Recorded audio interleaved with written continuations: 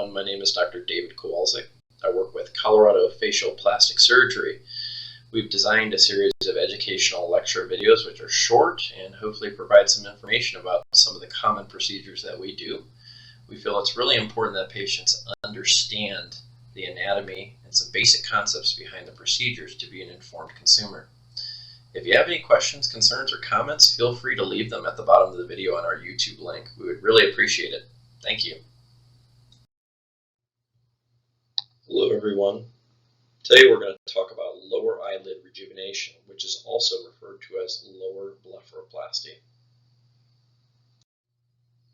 You may have seen this slide if you saw the upper eyelid rejuvenation lecture, but this is a brief overview of the normal anatomy of the eye. We can see the eyeball, we can see the normal positioning of how much the lid should be open. Pay attention here to where the lower lid touches the color of the eye. That's considered normal anatomy. We're going to be focusing on the lower eyelid complex, which is down in this area. So beneath the skin, you can see that there is muscle. There's a circular muscle that surrounds the upper and the lower lids. There are some more intricate muscles which we won't talk about.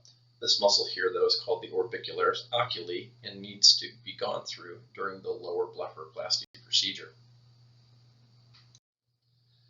Beneath the muscle, you can see that there are various fat pads or fat compartments. On the upper eyelid, there are 2. On the lower eyelid, there are 3. There's a medial or a central fat pad. There's a middle fat pad, and then there's one laterally.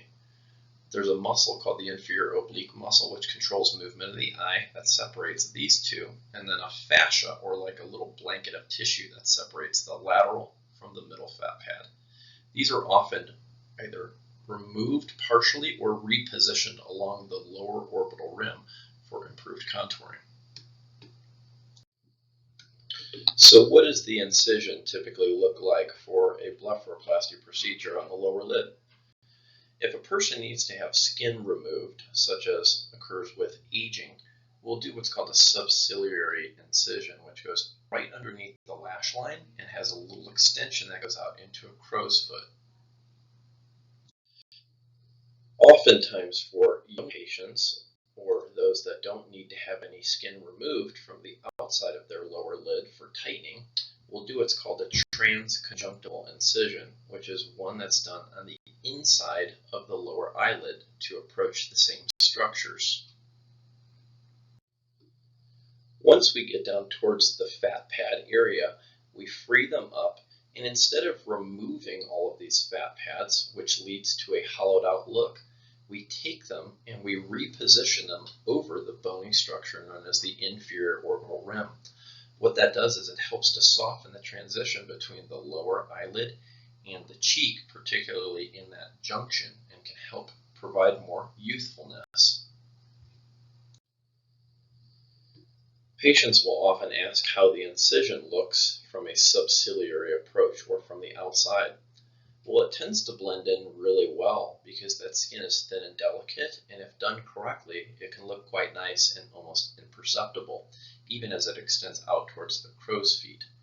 One area that sometimes becomes noticeable by patients in the form of a little lump that you can see here is where we put a suture to help reposition the muscle, called a muscle pexy.